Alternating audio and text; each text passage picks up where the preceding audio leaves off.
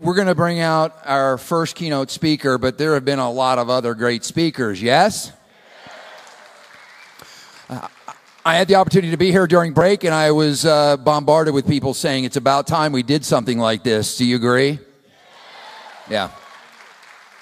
So, I'd like to first bring out Guy Benson. Guy, you're still back there. Everybody's been introduced to Guy Benson. You know who he is. He did a great job this morning, Guy. Welcome back out.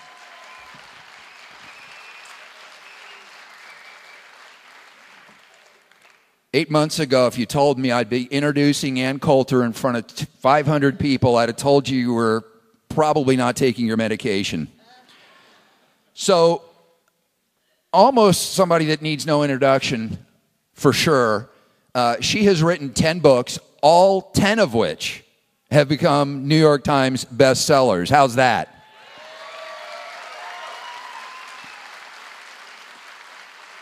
She is a frequent guest on many TV and radio news programs, a highly sought-after speaker. So if you can believe our very first event as a coalition, we have Ann Coulter on the lineup. It's a real pleasure to have a leading advocate for conservative causes. Please welcome Ann Coulter, who tells it like it is. Never trust a liberal over free. Give it up for Ann Coulter.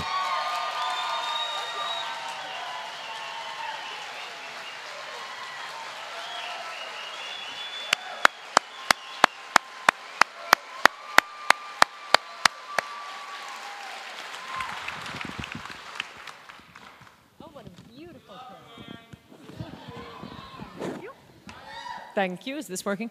Thank you. You are a beautiful crowd. I'm so happy to see it. I was watching on YouTube last night. I'd never seen this before. There's a 1-hour video Barry Goldwater did during the campaign. And it's hilarious. It's called Choice, and you have to look it up online. But I thought it was going to be like a 2-minute commercial. It's a 1-hour film. Who does that anymore? But it's basically showing, all the hippies and degenerates and flag burnings and naked people, and it just keeps flashing choice. And I thought, okay, I got the idea of this. And then through the whole video, there's this car careening wildly out of control. And I thought, okay, I get the idea. I just want to get to the end of this. And at the end, which is the point I'm very desultorily leading to, there is the convention where Barry Goldwater was nominated, and it would break your heart for what a lovely country this was, and I hope can be again. I mean, just such beautiful, well-dressed, calm citizens at that convention. It doesn't look like Walmart. Or wherever you see large groups of people anymore. No tattoos. Hello, Ann. Hello.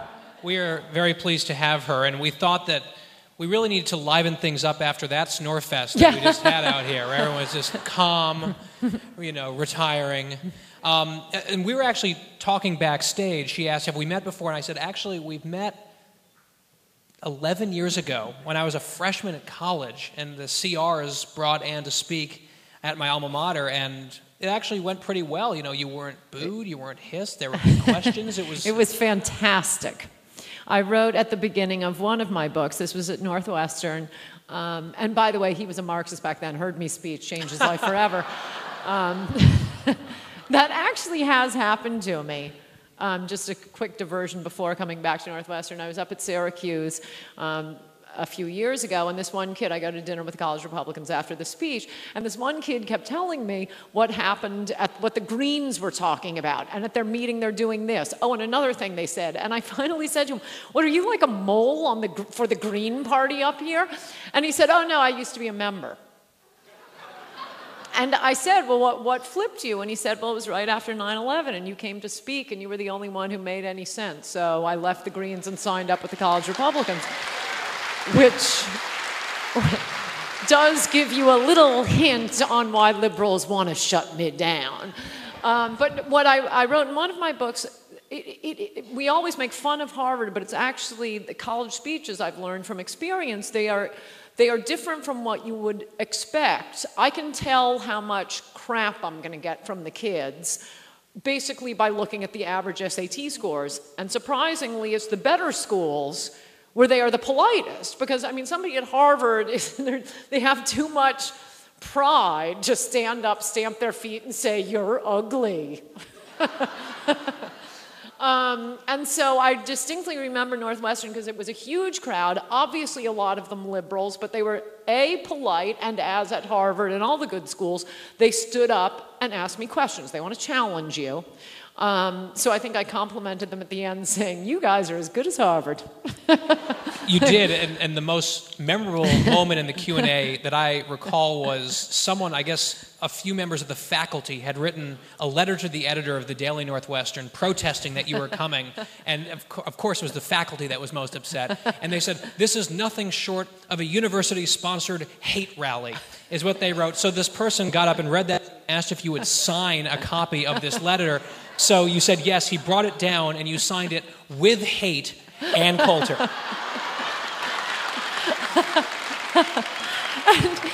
and note, it's like the dog that didn't bark in Sherlock Holmes. What's interesting about that story? Oh, the professors were too pussified to come and actually ask a question at my speech. Oh no, let's just write a letter. And we've seen now, just in the last few weeks, a number of instances where a small vocal minority of students, backed by members of the faculty at Rutgers and Smith College and elsewhere, getting very qualified, impressive female speakers disinvited to speak or dropping out basically for fear of offending the sensibilities of these people. It seems to be an escalating trend. What do you make of it? Yeah, it's gotten so bad that even the New York Times denounced this. There was, I'm probably mispronouncing it, I've never had to say her name out loud, I just read it, but the head of the IMF, that Christine or something Legrand, she was speaking at Smith College, but Smith College decided that having a woman as the head of the IMF was promoting imperialism and patriarchy. So she was kicked out, replaced by some, just coincidentally, and by the way, I love white males. But, you know, for people who are so worried about patriarchy, in all cases, they were replaced by kind of milquetoast white males. And of course, Condi Rice, because the little darlings at Rutgers couldn't bear to hear someone who disagreed with them. Timothy Egan wrote about it in the New York Times this week, and at first I'm sort of going along with him. Usually I only read him because I hate him. And unlike most normal people, I guess, I really enjoy watching and reading things I hate, thus my intense familiarity with everything that happens on MSNBC.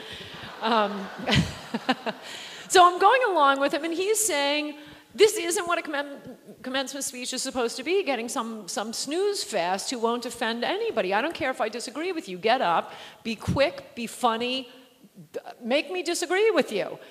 And this was you always look for, okay, where's the trick line in the New York Times column? He had this line, it's a special trick of the left. He said something like, and this season, weirdly, it seems to the speech banning seems to be mostly from the left. That is a particular lying technique of the New York Times because it's better than just asserting it. It's sort of assuming facts not in evidence. So someone who's not paying attention is thinking, well, I guess that means the speech censorship normally comes from the right wing. Well, name a case. The one case he could come up with was a police academy. A police academy didn't want Eric Holder, it was some Arizona town or something. Eric Holder, the man behind Fast and Furious. That's your comparison? And it's not just college campuses. I mean, there's the Chick-fil-A, and by the way, that's what they're serving to the VIPs. I love this group. There's Chick-fil-A, there's Duck Dynasty, there are these two handsome twins with the HGTV show, Flip It Forward. Oh, they're Christians, their show got canceled. There's Mozilla. It really, have all liberals been trained in Red China to learn how to engage in sensitivity. It's really getting out of control. And whenever it is possible for us to fight back, we do win. There was no way to fight back on Mozilla. Duck Dynasty came back on. The two brothers whose show was dumped from HGTV, and God bless them, they just said, oh, we don't care. We're just living the Lord's word. Shows come, shows go. But I didn't even see this because of that hubbub. The bank that had given them loans for the properties they're flipping, some little jackass branch manager said, oh, we're pulling their loans. And I forget what bank it was, but SunTrust. Yeah. SunTrust. They got so much pushback that within 24 hours they're sending out notices. No, this was revoked. This was just a branch manager. So, whenever normal people can speak back, and I'd say the same thing with gay marriage. I mean, liberals are going around boasting, oh, we're winning, we're changing people's minds. Whose minds have you changed? The left-wing judges on the courts already agreed with you. Every time people can vote, it's now 38-2 against gay marriage, and then judges come in, it's just like the abortion ruling, and, oh, sorry, we lost through democracy. We'll just say it's unconstitutional. But do not believe that is changing. They always cite young people, your people. And as I wrote about a few weeks ago, I've been hearing this my whole life. Oh, look, young people, liberal on social issues, conservative on economic issues. Have a tip for you, New York Times. Young people get older. They have jobs, they have kids, they have mortgages, and suddenly their opinions are just like mine.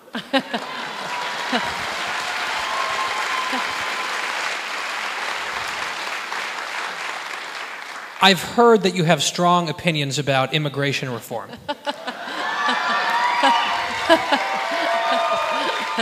What are they? Yes, it's pretty much me, Mickey Kaus, and Laura Ingraham against the world. But we are right. I was thinking just yesterday, the immigration issue right now is what the Equal Rights Amendment and of the abortion issue was 20 years ago, before I was even paying attention to politics, when I was a fetus who could have been aborted. And that is the entire Republican Party, and of course the Democratic Party, come up with a good idea there on it, like, white on rice. The entire Republican Party supported abortion. All of the leaders. Abortion wasn't even as bad as the Equal Rights Amendment. Equal Rights Amendment, both party platforms supported the Equal Rights Amendment, which would have been, for the youngsters here, it would have been an utter disaster. It's just turning everything over to the courts. We would have had, girls in the military without having to wait for Obama. Both political platforms supported the Equal Rights Amendment. Nixon supported it, Pat Nixon supported it, Ford's wife supported it. It seemed to be uniform. But the people were against it, and we only needed one brave politician, and in particular with the help of Phyllis Schlafly, one brave politician to come out and say no. And immigration is like that now. If we could take a moratorium on it, I bet you 80% of Americans, and I am not merely as an aside including, I am especially including Black Americans and Hispanic Americans, the ones who are hurt most by dumping millions of low-wage workers on the country every year. We would have a mandate. 80%, I bet you, would vote for an immediate moratorium on all immigration.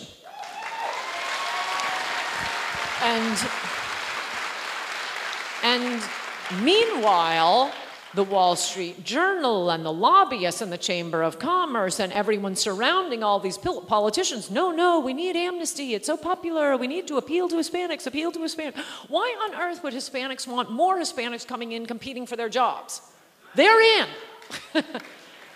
And how are we going to be paying for the schools, the roads, not to mention health care, housing benefits, food stamps? It will bankrupt the country. Everyone sees that. I don't care how many studies they cite. Everyone knows this is a fraud, this idea, oh no, immigrants, they're good for the economy. Everyone hears that the same way we all heard, Obamacare will save money. Wait, really? You're going to cover another 40 million and save money? How does that work? No, we have the study right here. This is what the immigration saves money studies sound like. It is so massively counterintuitive. No, dumping 1.2 million poor immigrants, 90% from the third world, on the country every single year does not save money. We know that. It is bankrupting the country. And gosh, I mean, you people certainly know it. In the rest of the country, I have to say, look at what happened to California. The most beautiful state in the Union, the state that gave us Ronald Reagan and Richard Nixon, cannot elect a Republican statewide. And that's going to start happening. I mean, I hope we have not hit the tipping point yet, but they are gunning for Texas and Florida. And once those two states flip, it's over. No Republican wins another presidential election. We're already, so when we're having to fight for our lives for Virginia and North Carolina, Colorado, New Hampshire. Well, New Hampshire isn't immigration except from New York.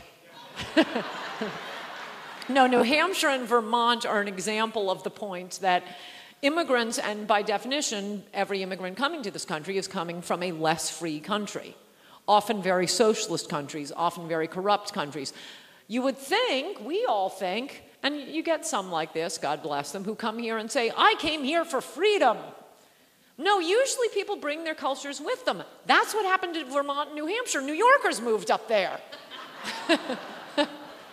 North Carolina, it's happening to North Carolina. I just gave a speech in North Carolina last week. I was warning them. You guys, forget restrictions down in Mexico. You need restrictions from New York. But you know, the only politicians at the moment, we can fully trust on immigration are Jeff Sessions, Senator Jeff Sessions from Alabama, Steve King. And, yeah, no, he's fantastic. And the rest of them need to be educated, and that's where we come in. They haven't heard enough from the people. It's the strangest thing, the immigration debate. I would debate anyone, anytime, with the biggest audience on immigration, but the media is helping both the Democrats and the corporate welfare people, the ones who want the cheap labor, by not allowing us to have the debate. It's the only issue. You can hear both sides of the abortion debate. You can hear both sides of the war in Iraq. You can hear both sides even on gay marriage. These are things that get talked about on TV. You don't even hear about immigration unless I go on TV and then ask me anything. I can turn it into an immigration answer. Anything. Now, somewhat tangentially related, one of your bugaboos that you've been writing about recently is, let's just do actually a show of hands. How many of you think Senator Mitch McConnell is part of the problem with the Republican Party? Ann, what do you think? Okay. All politicians are going to let you down once they get elected. C.E.G. Marco Rubio. Our big Tea Party hero who ran against Charlie Crist, attacking Crist for supporting a pathway to citizenship as soon as he gets to Washington. And my first bill is amnesty. So, you know, in general, I prefer incumbents because if they're Republicans, A, they have a good chance of winning re-election, and you know, don't waste money, time, and energy when we need to be taking out Democrats. But B, that's as bad as they're ever going to get. Whereas if you're taking somebody from out of the blue, and for that, I'd say Richard Murdoch. And Richard Murdoch, who ran against a not particularly good incumbent, I admit, Richard Lugar, and Murdoch was, I mean, he didn't seem to be stupid. But then 2 weeks after Aiken starts talking about what a woman's body goes through during what he calls a legitimate rape. And look, I understand what he was saying. I could have said something like that. By the way, I promise you all, I will never run for office. No, we have different roles. There are people like me and you and maybe all of you, except the ones who are running for office, never say legitimate rape. Never talk about what happens to a woman's body after a rape. What are you doing to us? And then politicians. We want to change, people like me, change the debate. Get people thinking, get a debate going. People like them running for office reflect what a majority of people already believe. Even after Aiken makes his idiotic remarks, 2 weeks later, Richard Murdoch does the exact same thing. The exact same thing. I keep imagining, he's like campaign consultant thinking, do you think we need to go tell him? I'm sure you know this, but should someone ask you, as every reporter will ask every Republican, about abortion in the case of rape, just say, yes, fine, and now we want to talk about the other 1 million abortions a year. Try not to get into the abortion or a pregnancy in the case of rape is a gift from God. No, say no more, no worries here.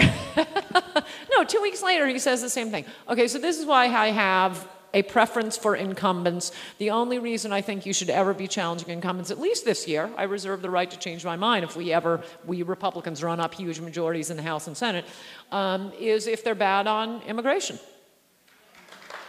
That's everything. That isn't one little litmus test issue. We lose immigration. We lose across the board. We lose everything. We lose Obamacare. We lose the country. It's over if we don't win on immigration. And Mitch McConnell voted the right way on immigration. There happen to be other things I like about Mitch McConnell. Majority leaders generally are not the favorite of right-wingers because they have to represent all of the Republicans in the Senate, including John McCain. Including the girls from Maine and the girl from South Carolina, Lindsey Graham.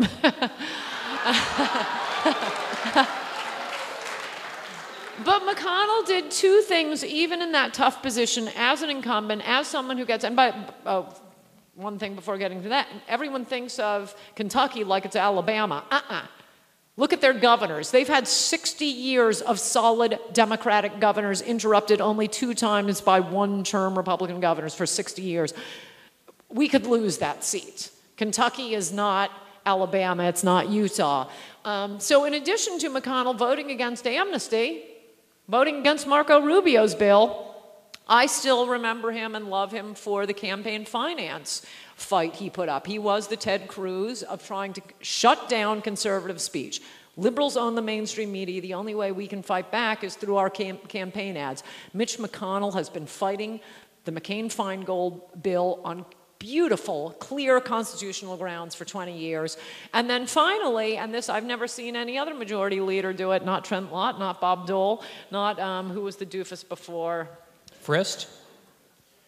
Bill Frist? Was he majority leader? Sure was. Oh my gosh, that's embarrassing. You see, majority leaders tend not to be, our most fire-breathing Republicans, but McConnell has pretty much voted right.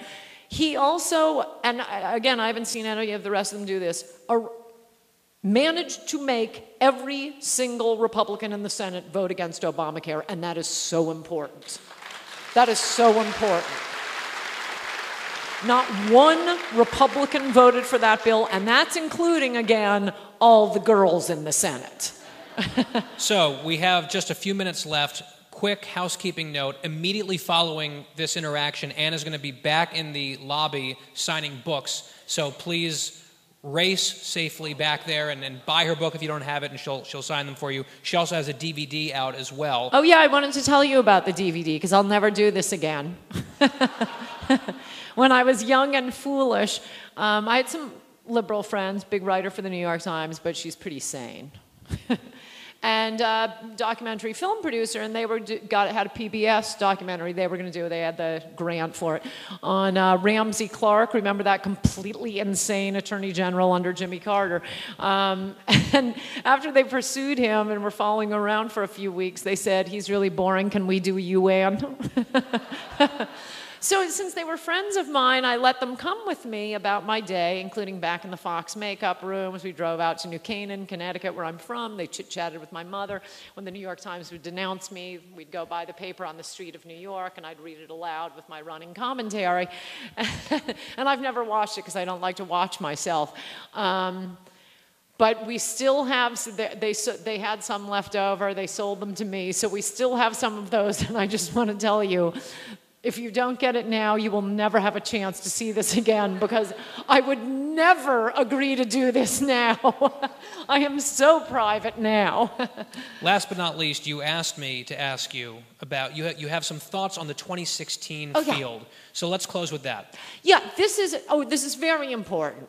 I won't tell you who it should be, but I do want to say there are 3 things I want you to consider before deciding on a presidential nominee. Number 1, it must be a governor or former governor or senator, preferably governor. I've made this mistake. It's not going to happen. You cannot be for, I mean, think of the ones I've been, Pat Buchanan, Steve Forbes, Duncan Hunter. No, I run off on these enthusiasms too. It's not going to happen. It's like chasing the mechanical rabbit. Let's get serious so we don't waste the time attacking one another. It's got to be a former governor or a former senator. I'm sorry, no Ben Carson. I know, but we have to take the country back. Point 2. Point 2, we can't run idiots like the Democrats can. It's got to be someone smart, charismatic, reasonably attractive. I'm not going to name the ones who are not reasonably attractive. But I will tell you during the book signing. 3, which is ground I think I've sufficiently covered. Every Republican voted against the only things that matter: Obamacare, and most importantly, immigration. Every Republican voted against Obamacare. The third prong is nothing but immigration. That is why, upsetting people who were not paying attention or reading the facts, I was such a ferocious supporter of Mitt Romney's. He is the best candidate of either party on the issue of immigration to run for president in my lifetime. Yes. Openly pushing for E-Verify. In that Florida debate, you seem like a politically active crowd, so I'm probably just reminding you, in that Florida debate, Florida, with so many Hispanics in Florida, that was the debate where Newt Gingrich accused Mitt Romney of wanting to send grandmothers home. Remember that? And Mitt Romney basically said, yes, I do. In the Republican primary that year, proving a point I made at the beginning here, in the Republican primary, Mitt Romney got more of the Hispanic vote than of the non-Hispanic vote in that primary. And that's after a debate where he said, yes, I do want to send illegal grandmothers home. He never backed down. For some reason, the entire, I don't know why, it's the influence of, I don't know, Wall Street Journal or something. Rupert Murdoch, totally pro-amnesty. When Romney famously met with Rupert Murdoch during the campaign, he sits there with Murdoch and the Wall Street Journal editorial board, and they were all haranguing him to change his position on immigration. And he said no. No, that's the most important issue. So governor or senator, charisma, attractiveness, immigration. That's all you have to remember. Thank you, Ann Coulter. Thank you. I'll see you at the book signing. This was fun. Thank you very much.